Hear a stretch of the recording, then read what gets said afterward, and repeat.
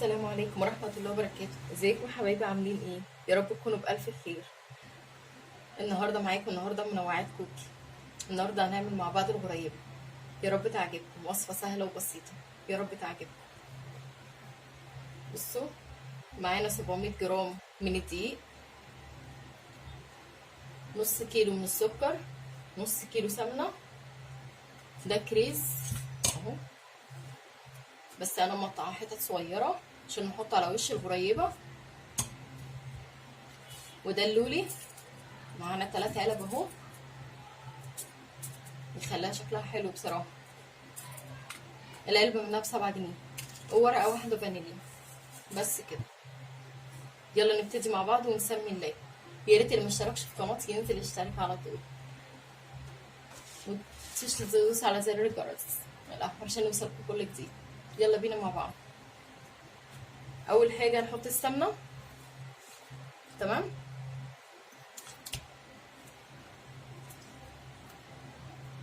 ممكن تجيبيها بدرجة حرارة المطبخ وتحطيها مثلا في التلاجة 10 دقايق كده ولا حاجة، يعني تمسك نفسها شوية، يعني بلاش تكون متلجة قوي. مش محتاجين مضرب ولا أي حاجة، نعملها بإيدينا كده عادي. تمام، خليكم معايا. بصوا كده حطينا السمنة اهي. تمام، نعملها كده مع بعض. بس بصراحة المعلقة جامدة شوية. ممكن نشتغل بإيدينا عادي.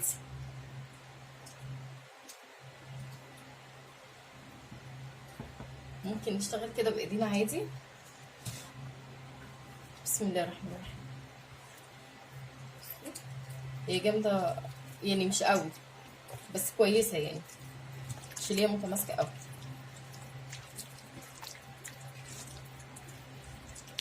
بصوا، هنسيح السمنة كده كويس مع بعض بإيدينا، مش محتاجين مضرب ولا أي حاجة. عندك سمنة بلدي حطي، تبقى أحلى وأحلى. سمنة علب عادي، روابي، جنة، أي حاجة، بس المهم إن هي تكون سمنة بيضة، بلاش من السمنة الصفرا يعني. وما تنفعش طبعا بزبدة عشان الزبدة بتبقى صفرا وكده، فهي السمنة البيضة بتبقى كويسة يعني. وده نص كيلو من السكر. السمنة والسكر الاتنين قد بعض. محدش يقول بقى يا جماعة لا دي هتبقى مسكرة قوي او هتفرش او اي حاجة، السمنة كده كتير ولا سكر ولا اي حاجة. جربوها بس والله وعلى ضمانتي، انا دايما بعملها كده بتطلع تحفة بجد. بصوا، قلبهم كده مع بعض كويس.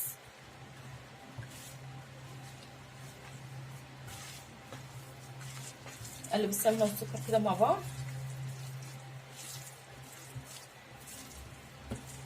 قلبهم مع بعض كويس وارجع لكم تاني. ورجعنا لكم تاني. بصوا، بعد ما خلطناها كده مع بعض، عندك مضرب عادي اضربي بيه السمنة والسكر مع بعض عادي. بصوا بقت بالطريقة دي، شكل الكريمة كده، بس انا بصراحة عملتها بايدي. عندك مضرب ماشي، اعملي بايدك عادي، اي حاجة، بس المهم ان هي تندمج المكونات مع بعض كويس، تبقى زي الكريمة كده بالظبط. معانا دلوقتي ورقة الفانيليا اهي، حطوها عليها. مش عايزه تحطي عليها فانيليا ما تحطيش، بس الفانيليا بتخليها طعمها حلو وريحتها حلوه، عشان ريحتها تبقى حلوه يعني وكده. بصوا زي الكريمه كده.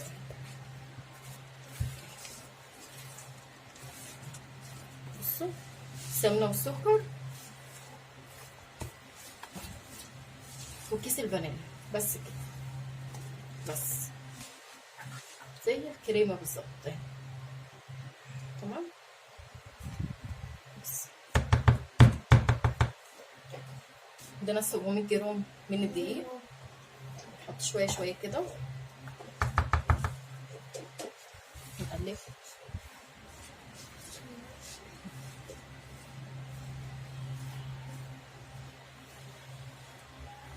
نقلبهم كده كويس.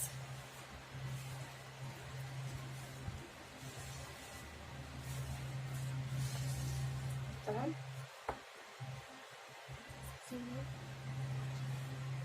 كده، تمام. حطينا نص دقيق اهو، لسه هنحط بايده. ده 700 جرام من الدقيق.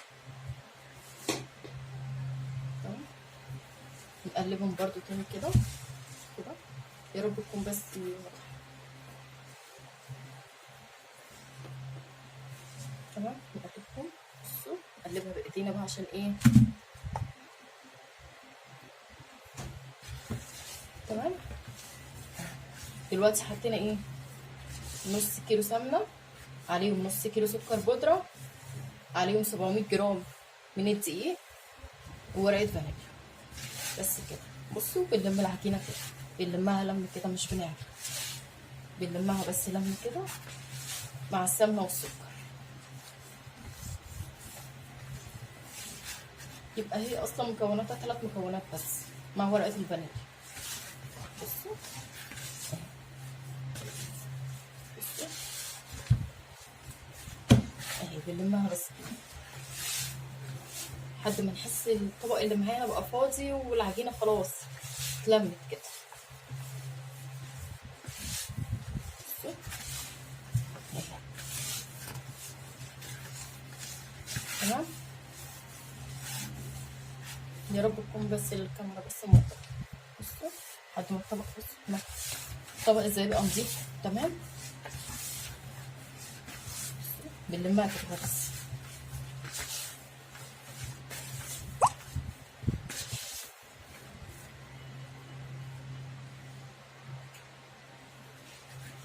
تمام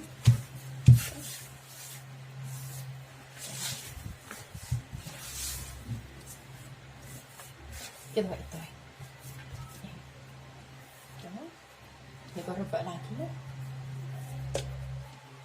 نجرب بقى حته كده اهو، نجربها نختبرها بس.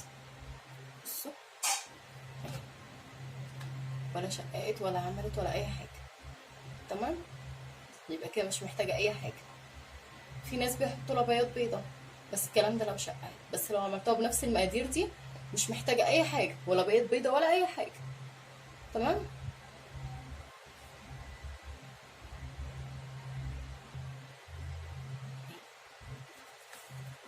هنجيب بقى دلوقتي الصواني اللي هنشكل فيها وارجع لكم تاني.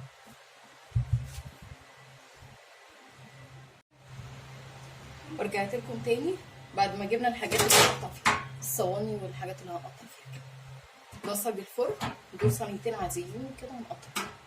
تمام. اهي والعجينه بالمنظر ده. يا ريت تبقي شغاله مثلا في الصاله في مكان فيه هوا، يعني في الصاله بقى، في المطبخ لو المطبخ فيه تهويه والكلام ده، عشان بس العجينه ما تبقاش طريه قوي منك. بصي والعجينه بالشكل ده هنشكلها ونرصها في السفنج. تمام.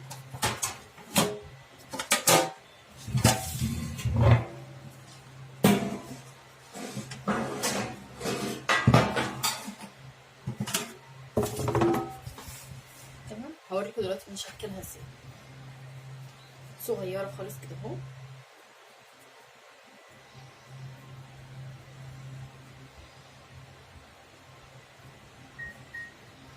بصوا بصوا المقاس ده كويس. عايزه اكبر من كده ماشي، عايزه اصغر من كده ماشي، قد الليمونه الصغيره. تمام. بصوا كده.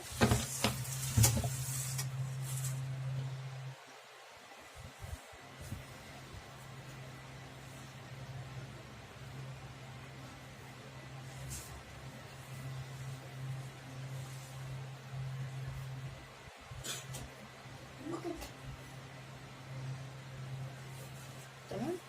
زي الليمونه الصغيره كده.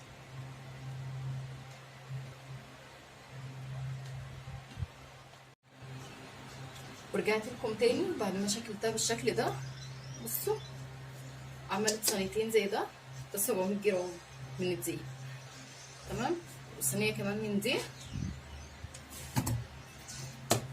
تمام. والصاجين دول، وفي عجينه تاني تعمل صينيه كمان زي دي.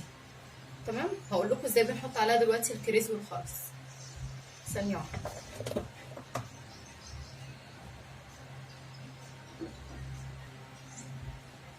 بصوا هنشكلها دلوقتي اللوري اهو، وده الكريز. تمام. هوريكم دلوقتي هنعملها ازاي. نجيب على كل واحده كده، حتى لو واحده تقولي كده نضغط عليها بالراحه كده بصباعنا. كده واحده من اللولي كده. بصوا رجعنا لكم تاني، بنحط لها كده اللولي كده اللي فيها. بصوا بالشكل ده. بصوا معانا الكريز اهو،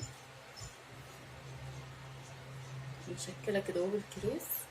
نضغط عليها ضغطه خفيفه كده اهو، نحطها تمام كده اهو بالشكل ده. نحط لها ضغطه خفيفه خالص كده. الكريز ده انا مقطعاه على فكره حتت صغيره مقطعه. بصوا خلصت لكم الكميه كلها بالشكل ده، وارجع لكم تاني عشان الفيديو ما يطولش عليكم. لايكات بقى، يا ريت اللي مشتركش في القناه يشترك في القناه.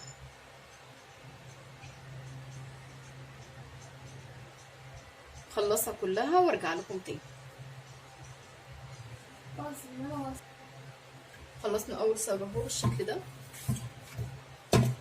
والله الكاميرا ظلمه فعلا، معلش الاضاءه عندي والتصوير فعلا عندي مش حلو خالص. تمام، هنكمل بقيه الكميه وارجع لكم تاني. بصوا حطيناه على درجه حراره 160. تمام، لو انت عندك الزرار بتاعك مش بالارقام دي، يعني قبل النص كده اللي بتحطي عليه الكيك كده بشويه. بصوا الرف يبقى في النص كده، بتسيب 2 كده من فوق، ادي 1 2، بتحطي على الرف التالت من فوق. تمام، يعني في النص بالظبط. تمام اهي في الفرن.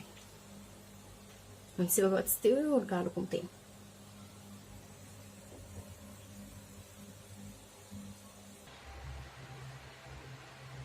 ورجعت لكم تاني بعد ما خلصنا كل الكميه اهي. شكلناها بالشكل ده. دي معموله بالكريز، يا رب تبقى واضحه. كاميرا والله ظلموها يا جماعه. بصوا تاني اهي، ومعانا كمان صوب، وفي صوب تاني في الفرن اتحط على درجه حراره 160. تمام، ما بتكملش 10 دقايق بس في الفرن. معانا صاج تاني هخلصه وهرجع لكم تاني اهي. بصوا بعد ما طلعناها من الفرن خدتش اكتر من 10 دقايق. بصوا زي ما هي، ولا فرشت ولا حصل لها اي حاجه. بصوا السوا بتاعها خلاها تاخد لون كده، ولون خفيف خالص خالص خالص يعني، ولا فرشت ولا حصل لها اي حاجه، لان مقاديرها مظبوطه جدا جدا جميله بجد. فانصحكم كلكم تجربوها، يا رب تعجبكم.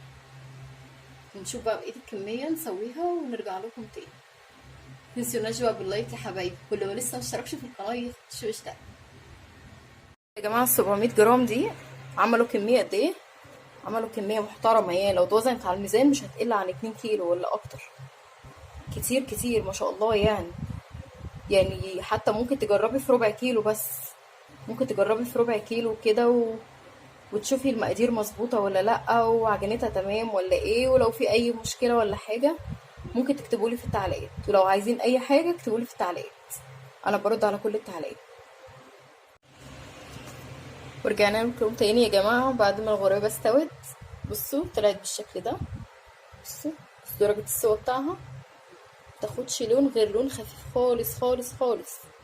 بصوا ما بنولعش على الشوايه نهائي، هو الفرن بس زي ما قلت كده على درجه حراره 160، واللي مش عنده ارقام تبقى حراره هاديه خالص، والشبكه تبقى في النص على الرف اللي في النص.